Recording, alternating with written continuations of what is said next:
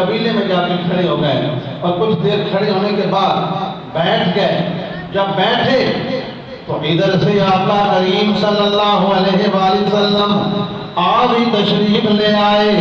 حضور جب حرم کعبہ میں تشریف لائے، ادھر سے صدیق اکبر کھڑے ہو گئے۔ کون کھڑے ہو گئے؟ سیدنا صدیق اکبر۔ اسی واسطے تاریخ اسلام کا پہلا خطیب صدیق اکبر ہے۔ اسلام کا پہلا، اسلام کی دنیا کا پہلا خطیب، جس نے سب سے پہلے کافروں میں کھڑے ہو کر خطاب کیا، یہاں تو تبلیغ کرنی، میں تقریر کر رہا ہوں، سامنے سارے کلمہ پڑھنے والے بیٹھے ہیں، آسان ہے، مشکل نہیں ہے، لیکن کافروں کے بھرے مجمع میں کھڑے ہو کر جس نے سب سے پہلے تقریر خطاب کیا، اس ہستی کا نام ابو بکر صدیق ہے۔ ابو بکر صدیق کھڑے ہو گئے۔ کھڑے ہو کر سیدنا ابو بکر صدیق نے لات اور منات پر لعنت کی، فرمایا یہ جھوٹے ہیں، یہ ہاتھوں سے گڑے ہوئے تمہارے بت، یہ نہ نفع دے سکتے ہیں نہ نقصان دے سکتے ہیں، آؤ ہمارے پروردگار کو مانو، ہمارے آقا کے کلمہ کو پڑھ لو، مسلمان ہو جاؤ، پہلا اسلام میں آ جاؤ۔ جب ابو بکر صدیق نے ان کے بتوں کو برابر کہا تو کافر سارے وہاں پہ اکٹھے تھے، غصے میں آ گئے، تپش میں آ گئے، اور سارے کافر مسلمانوں پر جھپٹ پڑے، مسلمانوں کو زد کوب کرنا شروع کر دیا، شروع ہو گیا کافر مارنا۔ تو پھر مارتے مارتے کافروں نے ابو بکر صدیق تک چوکھا غصہ آئی، جیسے اٹھ کے تقریر کی تھی، جس نے مدن بڑا بھلا آ گیا، ابو بکر صدیق سے ٹوٹ کے پیر، اینی ٹوٹ کے پیر ابو بکر صدیق کو دھکے دے کے زمین تے گرایا، اور پھر لتا نال مکیاں نال آپ کے جسم تے نچنا اتے مطلب انہوں شروع کر دیتا اور مارنا شروع کر دیتا۔ عتبہ بن ربیعہ بدبخت انسان، اس نے اپنی جتی لائی، بھاری جتی آئی ہے دی، اس نے بھاری جتی لا کے صدیق اکبر دے منہ دے مارنی شروع کر دیتی،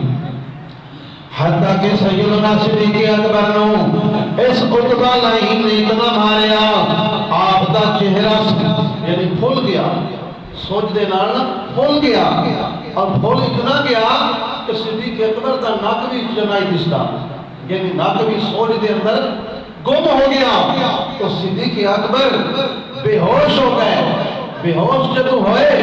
تو حضرت ابو بکر صدیق رضی اللہ تعالی عنہ دا خاندان دے لوگ، تین قبیلہ سے ابو بکر صدیق دا اے لوگ بھی آ گئے، بنو تیم نام کا قبیلہ اے لوگ آئے، انہوں نے انہوں کافرن پیچھے ہٹایا، ابو بکر صدیق بے ہوش ہے، اور آپ نے کپڑے دے اندر بلیٹ کے گھر دے اندر لے گئے، صدیق اکبر دے گھر لے گئے، اور جب گھر لے گئے، ہر بندے دی سوچے ابو بکر صدیق بچنا کوئی نہیں، ابو بکر صدیق ہے بچنا کوئی نہیں، بیہوش، اور چہرے تے سوچ چہرہ پھل گیا، بیہوشی دی حالت ہے، آپ گفتگو بھی نہیں کر رہے، بول بھی نہیں رہے۔ پھر آپ کے قبیلے دے لوگ خانے کعبے دے اندر آئے، آ کے اعلان کیتا کہ ابو بکر صدیق اگر بچے ناتے پھر اساں بنو جڑا وہ آدمی سی ربیعہ بن عتبہ،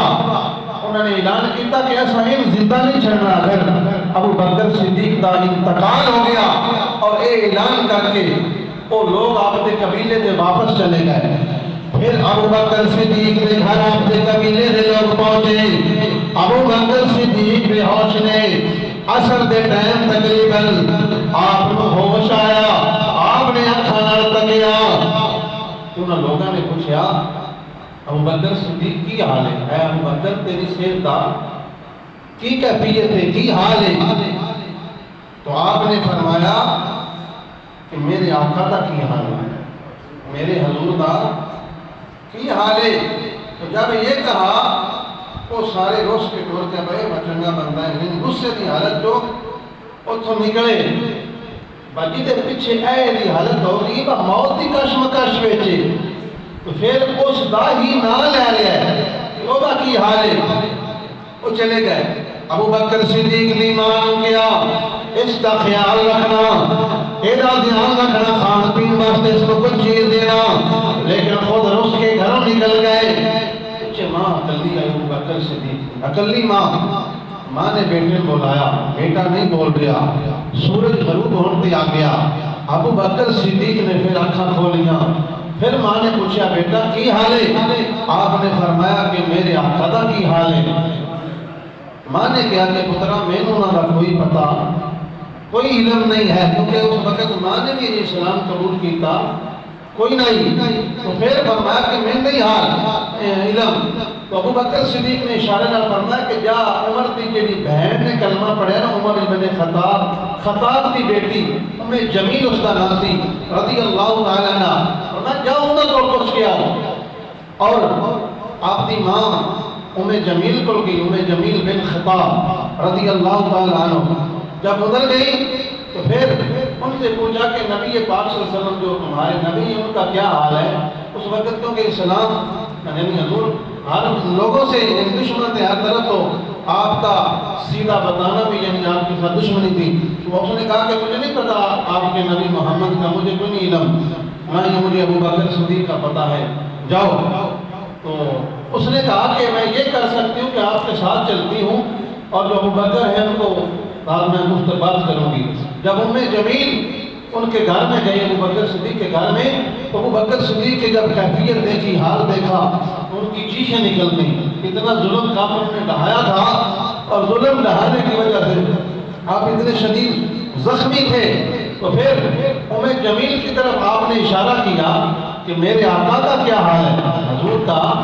کیا حال ہے تو جمیل نے کہا کہ تمہاری ماں پاس موجود ہے یہ کافروں کو نہ بتا دے ابھی اس نے اسلام قبول نہیں کیا ان سے چھپانا یعنی لازم تھا فرمایا ان کا مسئلہ نہیں ہے آپ بتائیں تو آپ نے جمیل نے کہا کہ